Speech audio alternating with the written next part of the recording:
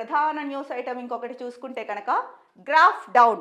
ఎమ్మెల్యేలపై ప్రజల్లో పెరుగుతున్న అసంతృప్తి. సిట్టింగ్ స్థానాల్లో పట్టు కోల్పోతున్న బీజేపీ, కనిపించని ఎన్నికల ముందు జోష్. బీఆర్ఎస్ లీడర్ల పైన పెరిగిన నెగిటివిటీ.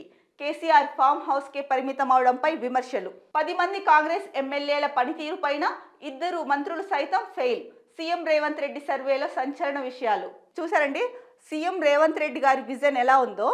ఒకవైపు అంటే ఏ శాఖల్లో ఏం జరుగుతోంది, ఆఫీసర్లు అందరూ కరెక్ట్గా పని చేస్తున్నారా లేదా, అవినీతికి తావు ఉందా లేదా అని చెప్పేసి అక్కడ ఒక ఇంటెలిజెంట్ పోర్ట్ తెప్పించుకున్నారు. ఒక సర్వే చేయించి ఏంటి ప్రతిపక్షాల మీదే కాదు, కాంగ్రెస్ పార్టీలో కూడా మంత్రులు కానీ లేకపోతే ఎమ్మెల్యేలు కానీ వాళ్ళ పనితీరు ఎలాగా ఉంది అని చెప్పేసి, ప్రజల్లో ఎలా ప్రభుత్వం పైన ప్రజల నాడి ఎలా ఉంది అని చెప్పేసి సర్వే నిర్వహించారు. దాంట్లో చూసుకుంటే కనుక నిజంగా ఇది ప్రతిపక్షాలకు కూడా ఉపయోగపడే సర్వే. ఒక మాటలో చెప్పాలంటే ఏంటంటే, బీఆర్ఎస్ కేసీఆర్ ఎప్పుడు బయట వచ్చి ఉంటే కనుక అంటే ఏదో ఒక జోష్ ఉండేది ప్రజల్లో. జోష్ అంటే కనుక అరే మా నాయకుడు బయటకు వచ్చాడు, ప్రతిపక్షానికి అంకితం అయి ఉండొచ్చు. అంకితమైనప్పటికీ కూడా ప్రజల్లో తిరగాల్సిన అవసరం ఉంది. కాకపోతే ఆరోగ్యం బాగలేదు అన్న వార్తలు వచ్చాయి గతంలో.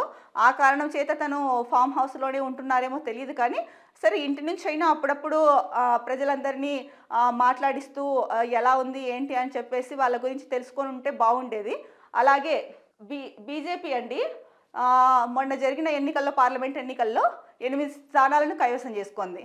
కానీ ఆ తర్వాత ఎక్కువగా బీజేపీ నేతలు ఏం చేస్తున్నారు, ప్రెస్ మీట్లు పెట్టి మాత్రమే మాట్లాడిస్తున్నారు. ప్రజల్లోకి వెళ్ళడం కానీ, అధికార పార్టీ చేస్తున్న కార్యక్రమాలు లేదా ఇంకా మీకు ఏమైనా సమస్యలు ఉన్నాయా, ఆ కార్యక్రమాలు మీకు ఉపయోగపడుతున్నాయా లేదా, ఎలాంటివి చేయాలి ఏంటి, ఇదంతా ఏం లేదు. జస్ట్ ప్రెస్ మీట్లు పెడతారు. అధికార పక్షం పైన ఇంకొక ప్రతిపక్షం, ఇప్పుడు బీజేపీ కూడా ప్రతిపక్షమే, బీఆర్ఎస్ ప్రతిపక్షమే, ఒకరి మీద ఒకరు దుమ్మెత్తి పోసుకోవడం లేదా అధికార పార్టీ మీద నిందలు మోపడము ఏదో ఒకటి చేయడం జరుగుతోంది. సో అందుకనేసి కమలం పైన కూడా, బీజేపీ గుర్తు కమలం కాబట్టి కమలం అని అంటున్నాను, కమలం పైన కూడా ప్రజలకి అంటే కమలం పార్టీ ప్రజల విశ్వాసాన్ని కోల్పోయింది. ఎందుకంటే ఎన్నికల ముందుకి ఎంత హంగామా, ఎంత జోష్ క్రియేట్ చేశారో, గెలిచిన తర్వాత ఓన్లీ ప్రెస్ మీట్లకి మాత్రమే పరిమితం అయిపోయారు. అది కాదు కదండి మిమ్మల్ని గెలిపించింది ఎందుకు. ఎన్నికల ముందు వెళ్తారు, కాళ్ళు చేతులు పట్టుకుంటారు, మీకోసం వచ్చేస్తాం ఇచ్చేస్తాం అని చెప్పేసి తెగ్గ హామీలు ఇచ్చేస్తారు.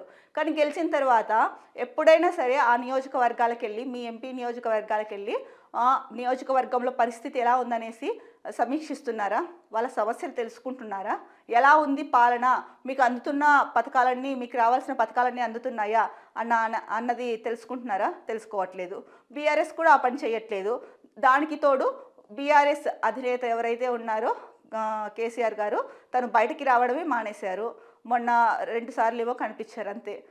దీనిపైన కూడా ప్రజల్లో చాలా అసంతృప్తి ఉందని సర్వేలో తేలింది.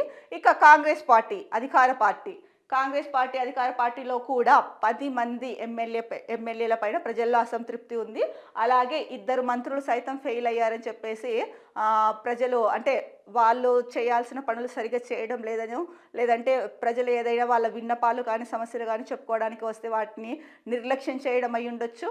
లేదంటే ఎమ్మెల్యేలు కూడా వాళ్ళ నియోజకవర్గంలో ప్రజలకి సంబంధించి, ఇప్పుడు ఒక నియోజకవర్గం ఉందండి, ఆ నియోజకవర్గంలో కొన్ని సమస్యలు ఉంటాయి. రోడ్లు బాగోవు, డ్రైనేజీ వ్యవస్థ బాగోదు, లేదా తాగునీటి సమస్య ఉండొచ్చు, లేదా వాళ్ళకి అందాల్సిన పథకాలు, అందాల్సిన లబ్ధి సమయానికి అందకపోయి ఉండొచ్చు.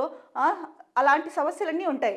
మీరు గెలిచిన తర్వాత వదిలేయకూడదు ఎప్పుడు. ప్రజలు ఎప్పుడు ఎమ్మెల్యేలు ఫీల్డ్లో ఎక్కువ తిరగాలి. మీ నియోజకవర్గాల్లో ఎక్కువగా తిరిగి ప్రజల మధ్యన ఉంటూ వాళ్ళకి ఏం కావాలో చూసుకోవాలి. అందుకే కదా మిమ్మల్ని ఎమ్మెల్యేలుగా గెలిపించేది. ఎమ్మెల్యేలుగా గెలిచాం అయిపోయిందంటే సరిపోదు కదా. అందుకనే వాళ్ళ ప్రజల ఫీడ్బ్యాక్ ఆ విధంగా ఉండొచ్చు. అందుకని 10 మంది కాంగ్రెస్ ఎమ్మెల్యేల పనితీరు పైన కూడా ప్రజల అసంతృప్తి వ్యక్తం చేశారు. ఇది కూడా అధికార పార్టీ సీఎం రేవంత్ రెడ్డి గారు చేయించిన సర్వే. ఇందాకనే అనుకున్నాం రేవంత్ రెడ్డి గారి విజన్ ఏ విధంగా ఉంది అన్నది. ఇప్పుడు కూడా అదే చూసుకుంటున్నాము. ఇందాక ఏ శాఖల్లో అయితే అవినీతి ఉందో వాటిపైన ఇంటెలిజెన్స్ రిపోర్ట్ తీసుకున్నారు. ఇప్పుడు ప్రజల్లో అంటే పాలన మీద ప్రజల నాడి ఎలా ఉంది పార్టీ పైన అలాగే ప్రతిపక్షాల పైన ఎలాగా ఉందని చెప్పేసి ఒక సర్వే చేయించారు. ఆ సర్వేలో కూడా తెలిసాయి. మరి చూడాలి ఈ 10 మంది ఎమ్మెల్యేల పైన అలాగే 2 మంత్రుల పైన ఎటువంటి చర్యలు తీసుకుంటారు, అంటే హెచ్చరిస్తారా లేకపోతే ఏం చేస్తారు అన్నది చూడాలి. కానీ ఏదేమైనా కూడా రేవంత్ రెడ్డి నా పార్టీ వాళ్ళు కదా, మేము అధికారంలో ఉన్నాం కదా అని చెప్పేసి వాళ్ళని బుజ్జగించడాలు లేకపోతే వాళ్ళకి సమర్థనీయంగా మాట్లాడాలు, వాళ్ళకి వత్తాసు పలకడాలు చెయ్యకోకుండా అందరూ సమానమే అన్న వేలో వెళ్తున్నారు.